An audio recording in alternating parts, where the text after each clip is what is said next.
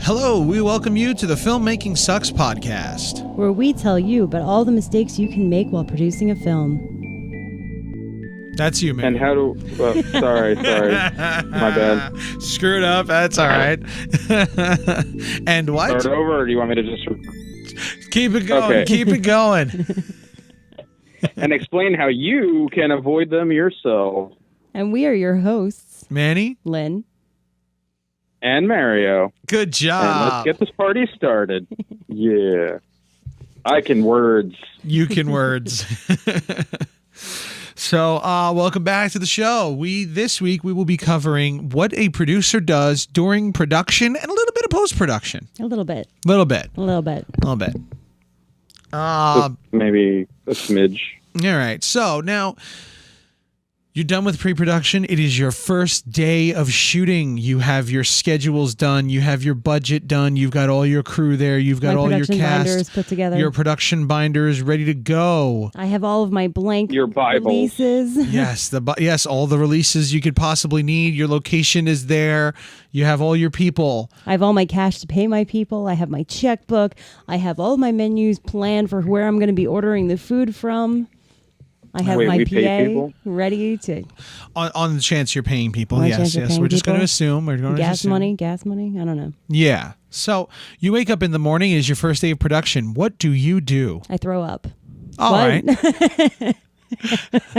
All right. All right.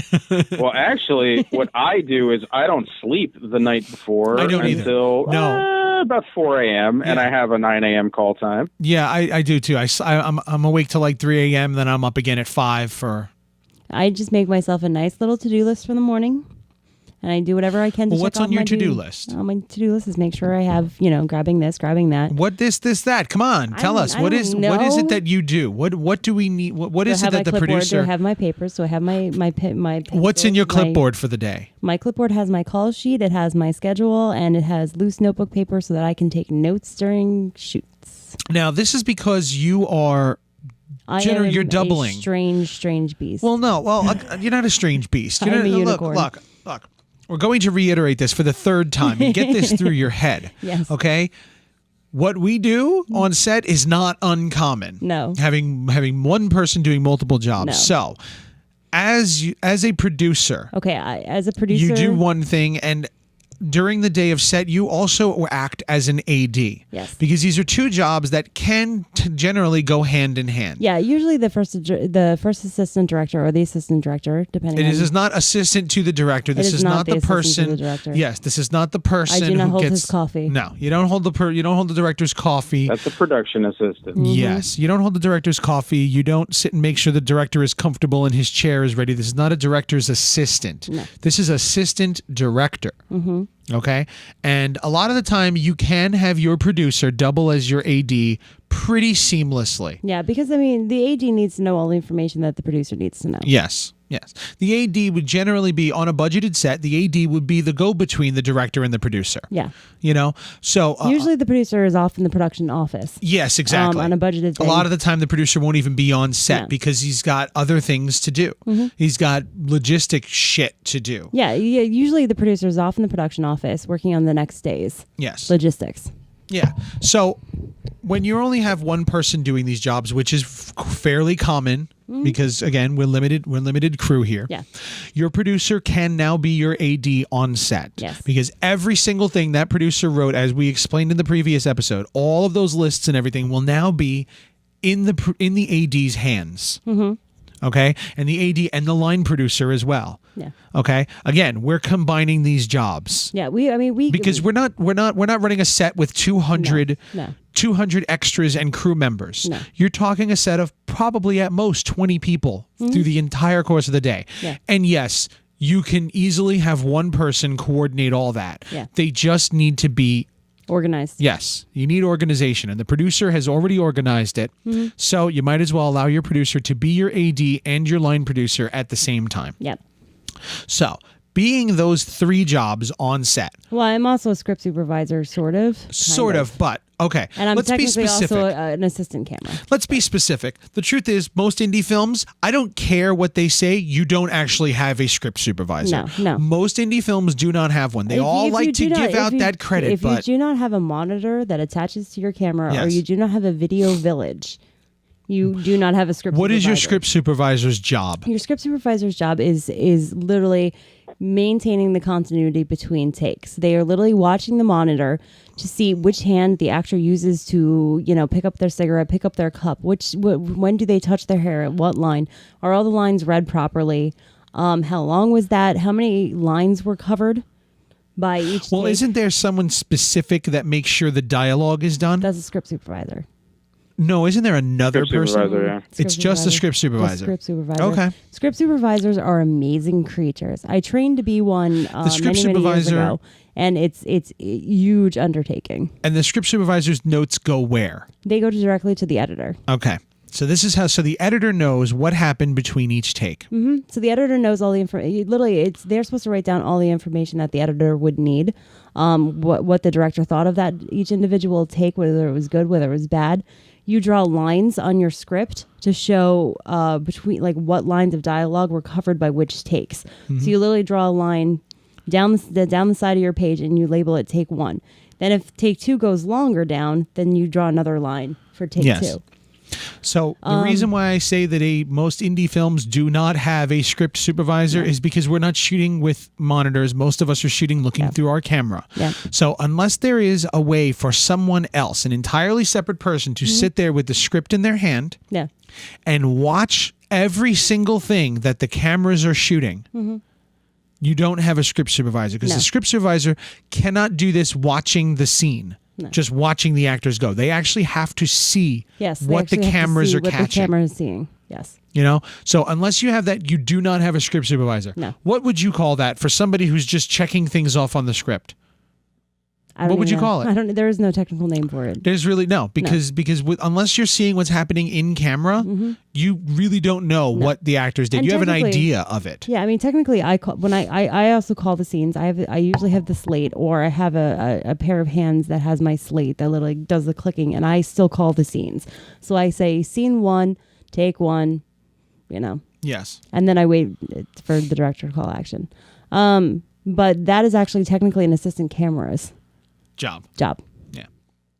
But again, you can have your AD do it simply for the matter of time. Again, we're not talking a 'Cause most seven-person of the time camera you crew don't here. you don't have an assistant camera either. Yeah, yeah. So you can have you easily give your AD line producer. Yeah. Give them the slate. Let them run the slates. Because now since they're also technically running a somewhat of a script supervisor's job, they can take all those notes that they're doing during the day and keep it all on one page. Yeah, and that's it's what I do. all set together. Yeah. I mean, most of the time I have a double-sided clipboard. So I have the script on one side and then I have my blank paper on the other. So literally as we're shooting the scene, I'm going and following along with the script. And when if the actor says something a little bit different and uses a different word, I flip it over and I make a note of it. Okay. But that's So completely this separate. is the that's the unicorn I'm calling it, which Yeah. is an assistant camera meets script soup meets AD Yeah. So your producer is meets producer. Yeah, your producer is good. You should just for the sake of it, you should just have your producer do this. Yes. Have your producer be your AD. Let them be your line producer. Let them be your script supervisor. Let them be, because all these jobs do go hand in hand. They do.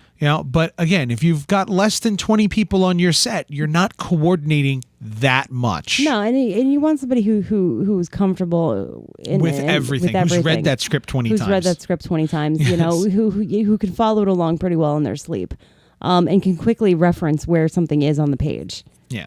So So in that's indie why films, it eases producers, things. in an indie film, as you said last week, a producer will save your movie. Yes. Having someone do this job, taking the brunt of that off of yourself, will improve your entire film. Yeah. Like I can't even think of the word, like amazing. Just the amount of improvement that will come from your film by having a producer, a separate person that's not the director. And if you can, have an extra pair of hands for your producer / AD, because they really need someone. The more production assistants, the better. Yes, get your producer / whatever else a PA, someone who is a literal set of legs. Yep. All right, and they can then let's go through your day. Let's go through your day. So I go through my day. So I have my production binder. I make sure I have all the things that I need. Yeah. So we finally get to the set once I've made sure I have everything, that I'm bringing everything, that I've made sure that we've packed an extra set of headphones for the sound operator, you know. Yep. Once we get to set, usually then we have a conversation, we double check that, this is where we're starting off. We have our little, talk in the morning where, me and him discuss the scene. We're like, okay, well, we're going to do this. We're going to do this. We're going to do this. Then usually we get the crew all together, because the crew arrives an hour to an hour and a half earlier. Always have your crew show up early. Mm-hmm. And so then we have a conversation with them. This is where the first scene is going to be. This is what we're going to need set up. Then I'm often working with the PA, making sure that breakfast is set up, if this is a morning shoot, making sure that the snacks are available. Yep. I know where the bathrooms are. I know when everybody's arriving. Usually I'm coordinating people's arrival. I'm greeting people. I'm bringing them to holding, which is where everybody will be held until they are needed on set. Yes, get a separate room where everybody can just sit and hang out. When we did Blood Slaughter, we had we shot for 3 days. The first major shoot was a long weekend. Yes, it was. And we were shooting in a house. It happened to have a furnished basement. Yep. We were not going to be shooting in that furnished basement until Sunday night. Yeah. So Friday and Saturday, everybody could hang out in the furnished basement. There was a PlayStation down there and a Wii. Now again, we had about 35 people through the course of the weekend. Yep. A lot of people who had a lot of nothing to do as we were shooting other scenes. So we allowed everybody to just hang out. Yep. We had food down there for everybody, and there were video games set up. People could play video games. They could listen to radio. They could make their phone calls, play on their phones. We had the Wi-Fi passwords to make sure everybody had the Wi-Fi. And again, as the producer, you made sure everybody has the Wi-Fi password. So this way, people don't get bored. Yeah, there's an extra fridge down there, so we put all the bottles of water and the bottles of soda and everything down there. And everybody hung out there for 3 days, pretty much. And as they were needed, they came upstairs into the house. And then Sunday morning. And I would literally run in between, and I would give everybody, you have, about a half hour to go scene. You have about this. Well, ETA, I'm always checking with makeup artists. It's like, okay, makeup artists, you're going to have to start prepping so-and-so, because we're going to need them in about an hour. The makeup station was downstairs as well. Was down there as well. Yeah, so this way the makeup artist, once she was done with somebody, she could just move on to the next person. Well, you're not needed for a couple hours, but I might as well get you ready now, and then later on we just do some touch-ups. Yeah, and literally my makeup artist had an entire schedule of when we needed who, we set up on a pool what they table. needed. Yeah. Then we set up on a pool table, and that's great. If your location has a pool table, let your makeup artist set up on it. And bring a cover. Well, besides just that, of course, bring a cover. But if there happens to be a pool table at that location that you're not shooting with, let your makeup artist set up on that pool table, because number one, it's plenty of space. Yep. And number two, if there is a pool table that is not being used in your scene, people will start playing pool. Yes. And you will hear the cracking of the ball throughout the entire house. Yep. Somebody will set up a game. Oh, look, we're bored. Let's set up a game. Well, they're on the next floor shooting. The crack of that ball will echo through the house, and you will catch it on your sound. So immobilize that pool table immediately. Yes. And set stuff up on it. It was the first thing we did. We put a giant green tarp down across that pool table and said, here's your setup. Yep. So we kept everybody from playing pool. So once we get holding set up, I work really closely usually with my PA or my location manager.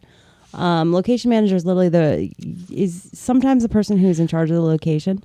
I always do a walkthrough with them. What is a no-go zone? Where can people go?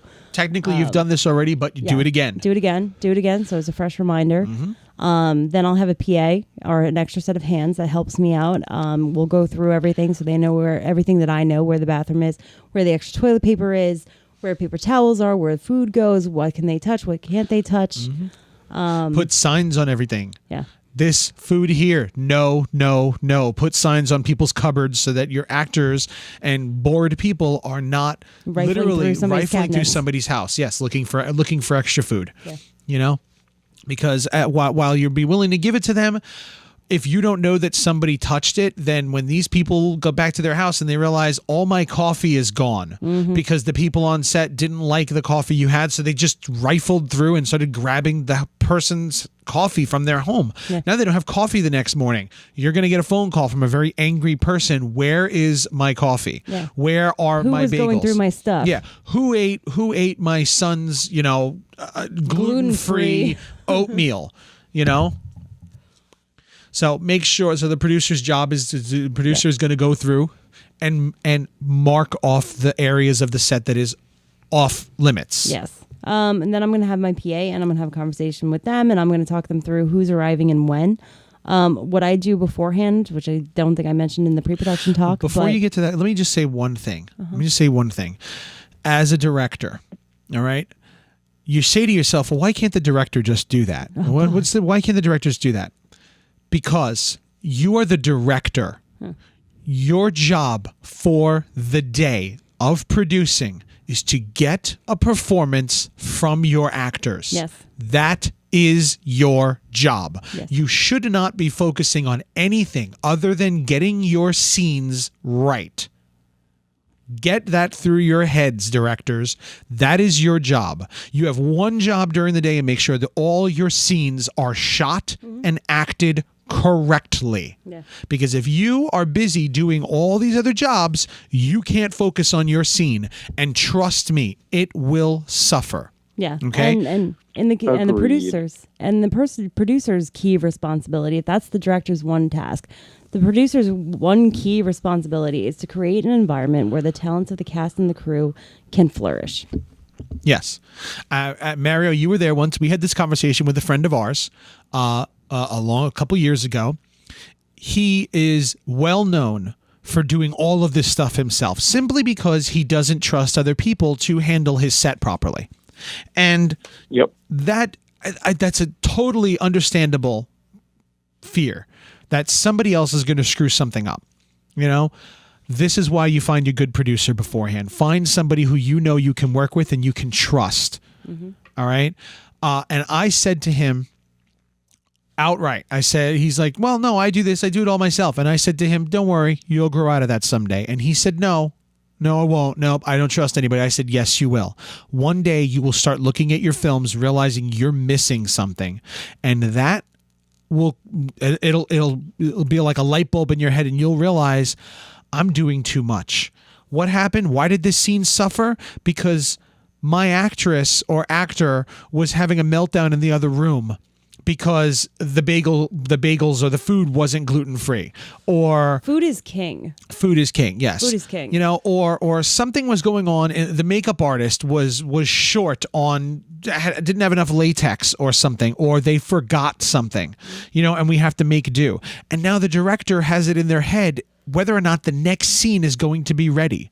The director shouldn't have to worry about that. You need somebody else to coordinate that sort of thing. I guess I'm just going to go for this really big example. Tell that. Yes, go ahead. Tell that story. Our biggest horror story. Not biggest horror story, no. but very notable horror story. Very notable horror story. One of our sets, we had an actress who comes with handlers. And by the way, yes. Especially if your actresses do nudity. Yeah, especially if your actresses do nudity, expect a handler. Somebody who comes to set with them. Generally a guy. Generally will kind of check you out. And the guy will be pushy. Friendly. He'll be a little pushy. Yep. The guy will be pushy because if the actress is uncomfortable, it is his job to help her be comfortable by making sure everybody respects her boundaries. Okay? Now we say her because most guys who are going to do nudity in a scene, they are very vocal. They are they can just get pushy. Yeah. I don't mean to disparage any actresses or anything, but a good portion of the time, actresses that are doing nudity, they already have a little level of discomfort to begin with. Yeah. Okay? So sometimes, yes, it is very easy for a director to push an actress. To cross the line without realizing it. Yes, to cross the line and push an actress past her point of comfort. And they will bring someone with them who recognizes the level of comfort that they're willing to do and will not allow you to convince her to do something that they don't want to do. And this guy will grab her off set. That's it. We're going. Have a nice day and leave. So when they show up with a handler, understand that this handler's job is to be a little pushy toward you, to make sure you understand he's going to shut your set down if you push her too far. Understand this, learn to deal with it. Yep. Okay, work with it. Make that handler very comfortable. We had it. She would come with her boyfriend. Her boyfriend was her handler. Yeah, which is often the case. Husbands and boyfriends. The husbands, boyfriends, yes, they do it too. So usually is the case. And we said, you know what? When we get to those moments, you want to be on set. You are welcome to sit and watch and be part of it. Make sure that nobody's treating her unfairly or anything.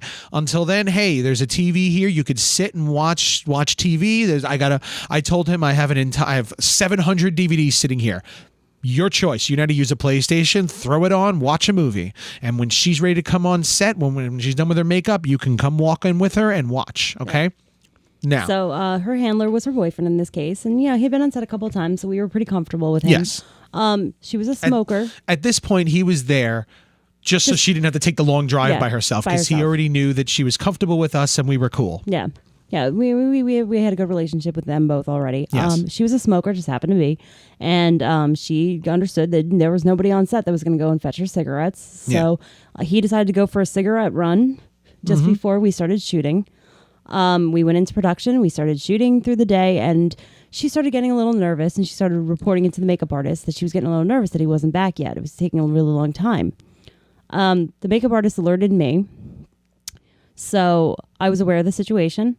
We kept shooting. Then the phone call comes. He was pulled over for speeding, and he has an expired license. Yes. He was arrested on the spot, and her car was abandoned on the side of the highway. Yes. She is freaking out, understandably so. This is a problem. This is a problem. She hasn't even started shooting yet. She's still in makeup. Yeah. So she hasn't even started shooting yet. She's not even wardrobed entirely. Her makeup is barely started, and she's due to be on set in about a half hour. Yeah. And now her car is abandoned on the side of the road, and her boyfriend is sitting at a police station. So this is a problem. This is a huge problem because, all right, now you know what? To be a little cold about it, it's not my problem. No, it's not my problem. I'm sorry, I can't do anything about him in jail. I can't do anything about that. He was speeding. That's not my fault. He was an expired license. Yeah, that's his fault. No, but you can't get the performance out of her because she's clearly in a distressed state. Yes, she's very upset over what happened because obviously her boyfriend's in jail and her car is sitting on the side of the road right now. So mind you, my makeup artist gets my attention and I hurry into holding. So right now the crisis is completely contained in holding. I'm shooting outside with one of the actors. We're shooting scenes outside. So I have no idea this is happening. The crew is outside and it's just the three of them. The actress, the makeup artist, and Lynn is in the apartment now. Yep. Upstairs dealing with this situation, and she is just getting more and more distraught as the moments so go by. I go and I hyperventilate a little bit in another room. She throws up. I throw up again. I pray to the film gods for solution. I pull aside my PA, who's also luckily my BFF at the time, and I tell her about the situation, and we brainstorm, what the hell do we do about this now? Okay, well, my PA has a car. She knows where the police station is. She's completely familiar with the area. Because we're shooting in her house. So we're shooting in her house. Yeah, so she knows the neighborhood very well. Yep. So I talked to her and I said, well, can you get her down to the police station so she can go and figure out what this is? Can you get her to her car? Because my big concern is now she's without a vehicle. Yes. So my first concern is, number one, the vehicle. Number two, what are we going to do about this boyfriend situation? Yeah, because she can't work. She just can't. That's it. You can be as heartless as you want toward her and say, look, I can't do anything about that. Yeah, I'm sorry. But no, what's important is the scene. Yep. So we develop a plan. We go into the room. We listen to the actress. We hand her some tissues. We get her a nice glass of water. We sit her down and say, okay, do you know where your vehicle is? Yes, I do. Okay, here's what we can do. We can get her. She can drive you up to where the vehicle is. We can go and get your vehicle, bring it back here. Then we can deliver you over to the police station. So at least you can have a conversation with them, figure out what's to be done about the situation. Yep. I'm guessing this is going to be about a 2-hour delay. on my schedule, but not worrying about that right now. I tell her, if we can wrap this up in about an hour, hour and a half. Yeah, it wasn't a very long day to begin with. It wasn't a long day. No, we were fortunate to have only one scene for that day in this location, and unfortunately, it was a nude scene. Yes, it was an intimate nude scene, so we need her to be as comfortable as possible. Mm-hmm. So she thanks me 100 times. I give her, we give her a couple different, my own cigarettes. We calm her down. We do what we have to get her, kind of put back together, and we send them off. We send them off in the opposite direction of where they're shooting from. Yeah, they did. They exited through the back of the building. I didn't even see them leave. Nope. So then I go down there and I have a quick conversation with him, and I'm like, listen, we're going to have to make some schedule adjustments.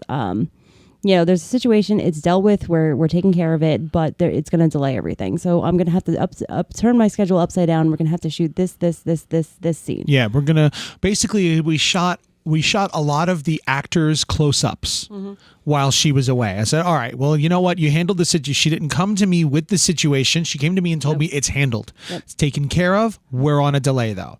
All right. She's already gone through. This is the things that we need to do with him by himself. Yep. And we will shoot this in the meantime. She already had a plan in place. Now, if I did not have her running this as the director, my entire day would be destroyed because now I'd be the one upset about this and I'd be the one trying to figure out how to fix this rather than continuing to shoot while she solves the problem. I don't know what to Dead say. air. I don't know what to say. Oh, wait. I fucking rock. What happened? These are the reasons you need these are the reasons to have a producer, a line producer, or an AD, someone to handle this. Okay? These things can't be controlled. No. Mario, tell me, Mario. Oh, I have a story. Tell me, Mario. If you had a producer alongside you, maybe you did one of these times, but if you did, what could have been avoided? Well, there was this one specific, the first day ever I shot anything on my own. I went to a friend's house who we may have mentioned without mentioning already about how he likes to do things on his own. Okay. And it was my first time. It was for the Pandemonia trailer, and I'm shooting, and I had my actress who was an underage girl, but I knew enough to get a consent form. So wow, look at this one, pushing the boundaries. Pushing the boundaries, shooting an underage girl. I was not involved in this project. We had nothing to do with it. We had nothing to do with this. Go ahead. Yeah, so I'm shooting at his house, and she freezes when we have the camera on her, and she's fine. I asked her if she was comfortable and if everything was good beforehand. She's like, yep, I'm good. She looks fine. She looks calm. She looks stable. Then all of a sudden, I say, and action. And she just stands there. And then I'm like, okay, Isabel, and action. And she goes, she just stands there. I'm like, okay, maybe she needs a minute. And then I go, do you need a minute? And then out of nowhere, tears explode out of her face like they were shot out of an Uzi. She's like, I'm sorry, I can't do this. Wow. So we drove from north central New Jersey to Philadelphia, and she buckles like a belt, and I'm about to flip out because I'm like, what the fuck do I do now? And our friend, like a producer would do, says, is there anything else we can shoot? Like, do you want to shoot guts? And he's like, consoling the girl. He's like, you can just sit down. It's fine. She's like, he's so mad at me. And I was pissed, but I was in a corner. And he's like, oh, no, it's fine. He's good. He's good. And I was not good. But he handled the situation like a producer would do, like how Lindsay did for you. Same scenario where he's like, okay, well, let's do this instead. Let's do that instead. And then he moved your Lindsay schedule did around. It to me. Yep.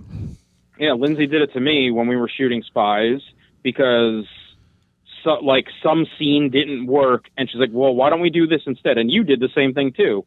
You're like, let's just shoot this and keep going so you don't get backlogged on. Yeah, so, like having you and having her there quasi producing, it did help a lot because as Manny can tell you, when you're in tunnel vision mode shooting or directing and one little thing goes wrong, sometimes it frustrates you to the point where you can't think correctly and you need the producer there to help you or to guide the set while you need a breather or, work with an actor that might be difficult. So, it's going to happen to you.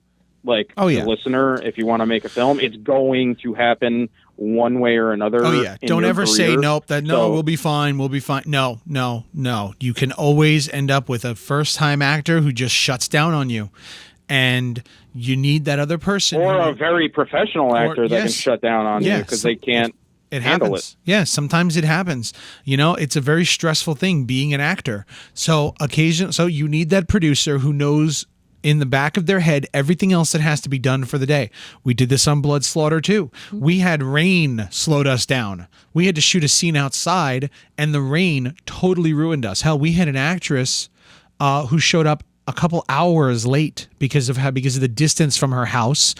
She just showed up hours late. And we now had to finish everything because we knew it was going to start raining, and then it did. So we couldn't do some of the outdoor scenes. So one of our actors who was doing the outdoor scenes, he's here and we can't shoot anything with him.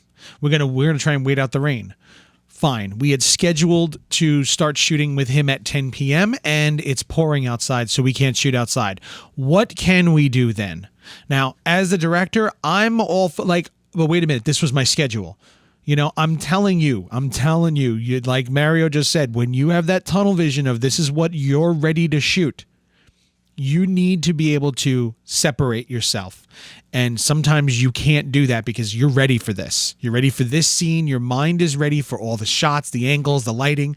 Everything is set up in your head as to how you're going to do it. And now it's raining. We can't shoot it. So what are we going to do? Fine. We ended up shooting 3 entirely separate scenes at the same time, with one scene going on upstairs, one scene in the living room, and one scene downstairs. We had 3 cameramen. Yes, we had 3 cameramen, so we sent one cameraman to... I did the living room scene, which had the most people. It was the longest scene, so I said, you know what? We need me... as the director, I have to be here. Yep. The other scenes were very cut and dry. One of them was a very experienced director of his own, which is one of the main reasons we were able to do this. Yes, because he'd already shot. He'd already had 2 feature films under his belt and plenty of short films. He knew everything he was doing. Yep. Gave him the script. Said, "Look, I need this angle, and that angle in order to make it work with the effects and this and that." Go upstairs with our special effects artist, and he shot the scene, and it looks great. Right, and I went down to the basement with the third cameraman. Yep. And I had your shot list. Yep. And we had already discussed the scene, so I kind of knew where you wanted to go. So I was there as your representative. Yep. And luckily enough, because he is an experienced director and he's done he had plenty of equipment in his car already because he's been on a lot of sets where things happen and you always need some backup. Yep. He had his own sound equipment, so he set up his own sound equipment in the scene. The outdoor scene that we were doing was mostly quiet. The downstairs scene was mostly silent. So we had our other cameraman go outside and do that. We didn't really need sound. We could do all that in post. So he just shot with the camera. He ADR'd it later. Yeah, me and the sound guy stayed in the living room and did the main scene with the 4 or 5 girls and did all that while the other director went upstairs and shot the scene with 2 people and his sound on a tripod with the makeup artist. And she helped him when he needed her to hold something. Here, hold this mic so we can get a little closer, and they doubled and they worked out well. And it came out good. Yeah. And it literally caught us up. Yep. And we were able to reschedule for the rain, and that was the thing. We said, well, we need something else to shoot in the meantime. We ended up not shooting with him because it rained all night long. Yep. So come 1 o'clock in the morning, the actor who was supposed to shoot outside ended up driving home. He came and he had some pizza. He hung out for a couple hours and he went home. Yep. And I felt terrible doing that. Yeah. Felt horrible because he had an hour and a half long drive. Him and his girlfriend had came from a wedding, left a wedding early to come shoot. and we couldn't even film with him.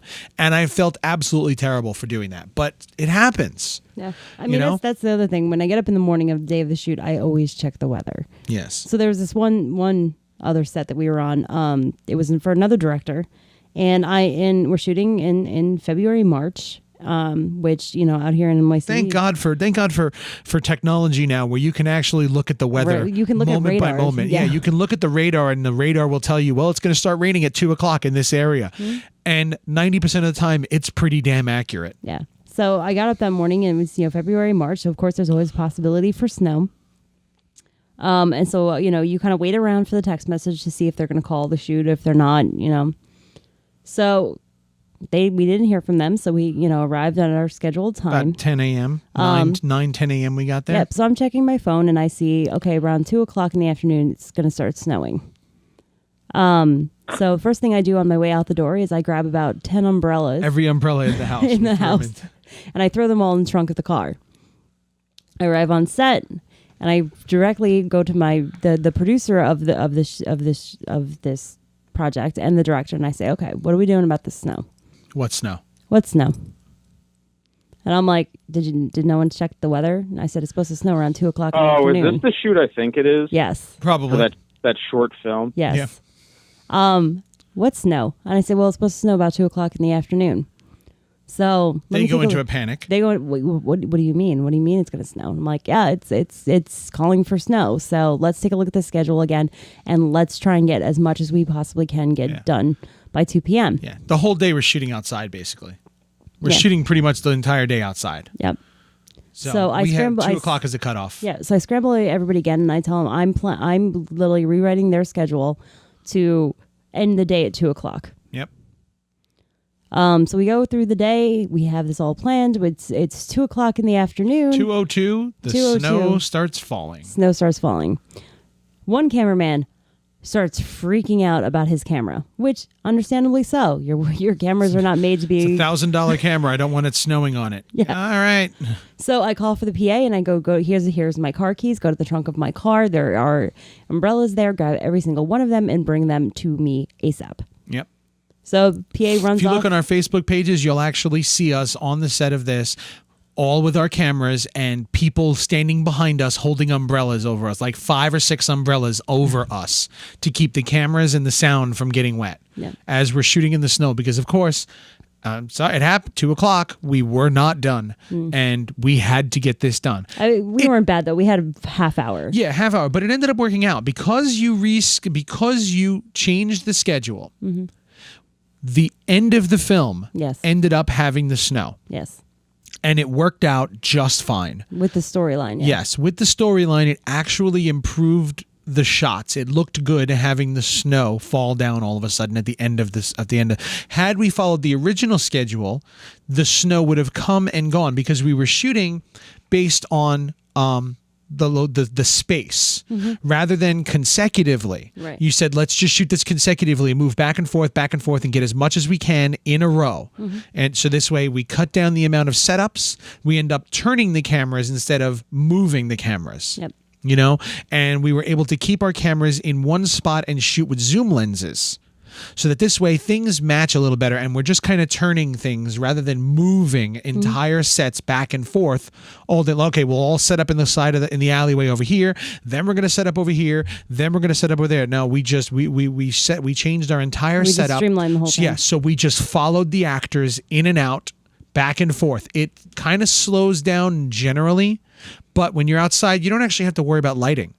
Yeah. And seeing as it was going to snow, we had an overcast day. So the sunlight and shadows were not changing at all. It worked in our favor for that one time. Yep. But because she was able to clear-headedly change everything around, we made the end of the short film happen at the end of the day when it started snowing, and it added to the climax of the film. So it made, otherwise we were going to end up shooting the climax first because it was the most important thing. So he wanted to make sure we had the most time to do it, which makes perfect sense. It does. Makes perfect sense. Shoot it first. So you have all the time in the world to focus on it. Yeah, and then everything else, okay, if you got to cut a little bit here, cut a little bit there, fine. But this is the climax. This is the last 3 minutes of the movie. It needs to be shot correctly. I would not suggest rushing through the end of your film. We did rush through this a little bit, but again, with the snow, it made the whole scene look a whole lot better, so we could actually do it in less takes. Yep. Less angles, we just put the camera down and said, do it. And with all that snow and all that, it looked beautiful.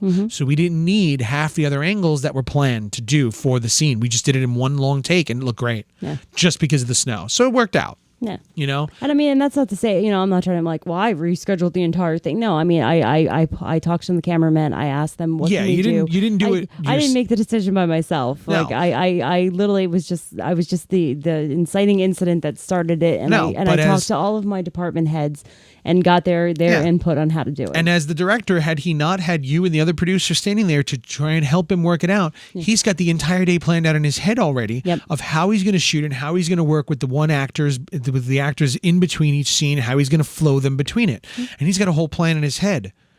That's very hard to break. Yeah. So if you've got the one or two other people there to help you through it, hell, we did it on Theta States as well. One of our actors' kids got sick. Yep. And we were shooting an entire weekend. His kids got sick and he had to leave an entire day early. So we had a whole day of shooting that we just lost because he had to go home and help his wife with the kids. You can't control it. So if it wasn't for her, the two of us sat down, we tore up the whole script and said, all right, let's do this, and change the order of things, rewrote some scenes to match for what we were not going to be able to shoot. It happens. So this is what your producer will do. This is what your producer does on set during production. Problem solver. Exactly. The problem solver of the day. And it makes sure every single department and everyone can work cohesively to, first off, follow the schedule and if need be, change the schedule seamlessly. Yep. Okay? Next, what else would you, as the producer, what else is your responsibilities on set? The smaller things than this, but it's something as simple as, food, like I said, food is king. So one of the biggest things that I do, I always make sure in pre-production that I get actors' information sheets, each one of them with a food allergy information. So every single day I go through with my PA who has what food allergy. I know that if I have a vegan or somebody with a gluten allergy, I instantly have, as soon as they get to set, my PA is to approach them with the menu and to get their specialty item, something that they can absolutely eat. Because if you have people who are not eating on your set, they're going to slow down. You're not going to be able to get the best performances out of them. I mean, we've had sets where they've forgotten that there's vegetarians on there. So literally there's no vegetarian option. I've done that. Yep. Yeah. So it's like, I call them rookie mistakes. Yeah. Well, yeah. That's something I want to coin on this podcast. It's a rookie mistakes. Rookie mistakes. And it's a rookie mistake, but it's an easy mistake if you don't have enough people to help you think of all of these problems. And actors really appreciate it. That's the one thing I found, that when I'm like, okay, well, I have a gluten this and I have this, and the fact that I remember who has what, like, it makes them feel like I'm paying attention to them, and that it makes them feel like they can trust us even more. We had 35 people through the course of a weekend. Yeah. We had vegans, we had vegetarians, we had pescatarians, we had people with gluten allergies in the course of one weekend. Yep. How do you feed all those people? I'm sorry, if lots of vegetables. Yeah, but fine, but even that. You can't just sustain yourself on straight vegetables when you're feeding 35 people. That's just not cost effective. And I'm sorry. What are you going to do? Just throw you hand a vegan a salad and they're like, really? That's the best you can do for me? Yeah, man. Yeah, like there's plenty of other options for them to eat. Yeah. But that's when you end up getting stuck. If you plan ahead, if all you have is a pizza menu or Domino's. You end up feeding everybody the wheel of death. Yeah. That's it. Everybody ends up eating the wheel of death. You end up just ordering 10 pizzas. Also guilty of that. Yes, we've all done it. We all are. Done it. You end up just ordering everybody pizzas, but then you have the vegan who can't eat pizza. And now, because you didn't plan in advance, your vegan is literally left eating nothing but the tiny salad from the crappy pizzeria that's local and the cheapest pizza you can, the crappy or Domino garlic bread. Yeah, the garlic bread and a cheap Domino's salad. Yeah. And they are not happy with that. They understand. Sorry, Emily. Yeah, they understand that, you know, it's difficult, but if you can go out of your way and get them something specific that's just for them, it goes so far. And and it's also like, you know, because once the one specialty item comes, suddenly everybody wants something special, and you really have to be able to have somebody who's like, no, they have a food allergy, they have a dietary need. Yep. Everybody eats this. They get that, because otherwise they're going to die and you're not. Yeah. You're not going to die with this pepperoni pizza. They are. Deal with it. Deal with it. Deal with it. You need to have a bad guy on set to say that. Because if your director says it, well, that's it. The director's going to lose control of the whole set, because now everybody is Mad at him. They're mad at him for not ordering the right food. Yep. For not getting everybody something special. Yep. They could be mad as hell if they wanted the producer. Because you know what? At the end of the day, the producer is handing them money. Yes. They are getting their money from the producer. So at the end of the day, the producer makes up for it. Why don't you go cry into your pile of money? Yeah, here you go. Here you go. Cry into this. Here's your $50 for the day. So go fill up your gas tank. Yeah, And they feel a whole lot better. I've made that offer before. Pumpkin oil sandwich. Yeah, I've made that offer before. A where pumpkin it's like, oil sandwich. I've made that offer before though. Like, oh well, I really want. Why does she get something special? Because she has a dietary need. Well, I want. Listen, how much are you getting for the day? You're getting this much for the day. I can order you something special, and I can take it out of your pay. Yep. That's it. I can order you something special too, but you're getting paid. Yeah, it's totally fair. That's not fair. Why is that not fair? Why is that not fair? Am I eating the same food that I'm ordering? Am I feeding you and everybody else? Fine. If we order this food, she can't eat. Yeah. You know?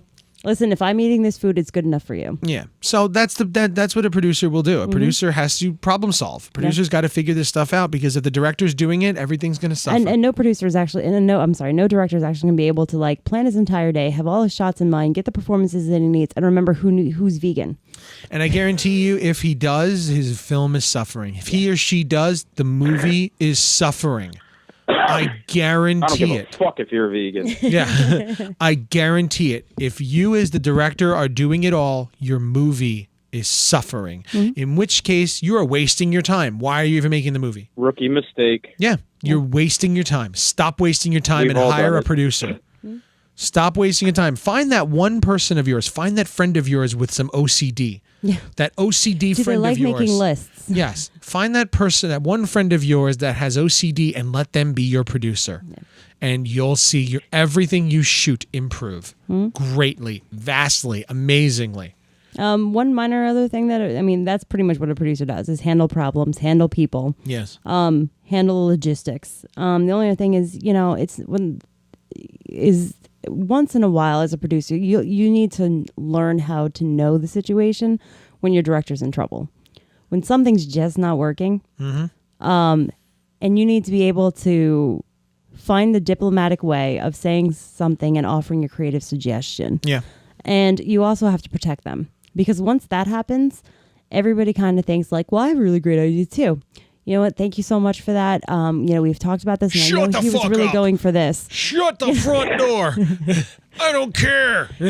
Thank you so much for that suggestion. We can always give that a shot if this doesn't work, but I know that this is what he was looking to do. Yeah. But because you know what? In indie film, a lot of the time you're working with a lot of your friends who also make movies, which means you're sitting in a room with 7 other directors. Yep. And everybody has an idea of how to make it better. Yep. And everybody steps on each other's toes. Yep. And then everybody starts arguing. And next thing you know, you've got an actor standing in the middle of the room with 4 voices shouting toward him and he doesn't know which way to look. Yep. And now your actor is completely taken out of everything, and he doesn't know what he's doing. Your actor's overwhelmed. Your actor no longer trusts you. And then your director gets overwhelmed. The director then gets frustrated because he's dealing with shutting everybody up and trying to get all these. No. Now the director is starting to question himself, and you know what? No, that's not a very healthy working environment. It's not good. No. It's not good, because in indie film, we're all directors. Everybody wants to be a director. Yeah. Everybody wants to be a director, and everybody's got an idea of how to make it better. Chill. You're on somebody else's set. A lot of people who make movies don't even know how to direct correctly. Well, and it's not even about directing correctly, but it's just. A lot of them are just that's why I said this and this. And exactly. That's why I said at the beginning of the show, I said the director's job is to get the performances from the actors. That's what Spielberg does on set.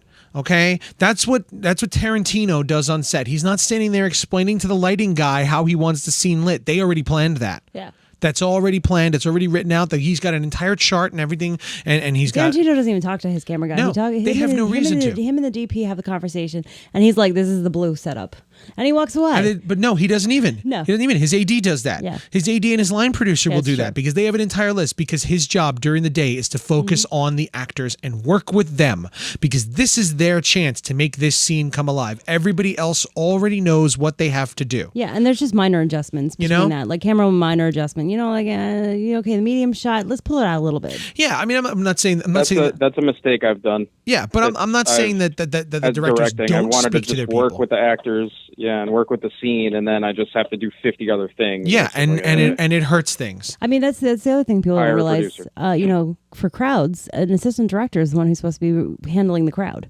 Yeah, when you've got When you have 20 like extras. a zombie horde, that's your assistant director. You got Your 20, 30 assistant extras in a director. scene. The director can't handle 20, 30 extra people. He's got to handle the main actor. Yeah, so the director will address the main actors.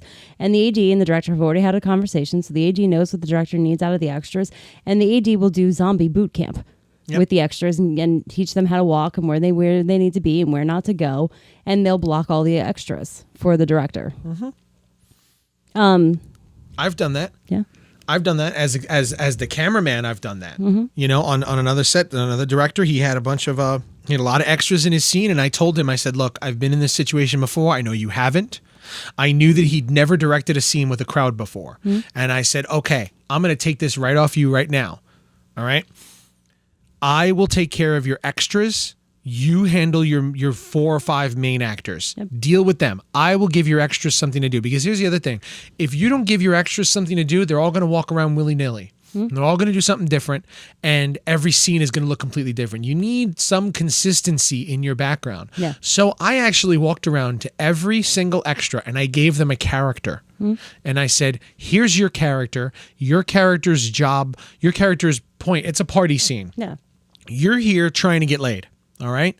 And in this portion of the scene, you're going to stand here hitting on this girl. You, as the girl, you have no interest in him. Right.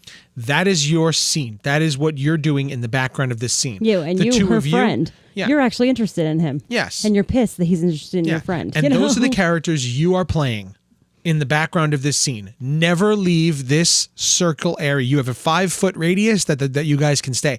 And I did this to every little group of actors in the background. And you actually gave them a song too that everybody knew. Yep. And that everybody was dancing and singing along to. Yep, because it's a dance scene, so it's a party scene. So they all have to. We can't have music playing through the whole scene. So yes, we all sang a song.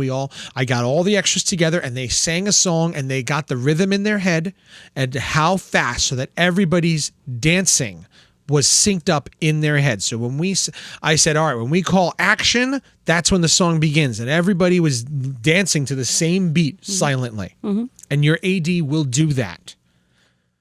That is what your AD will do for the day. So get a producer who can work as your AD. Yep. Do it. Yep.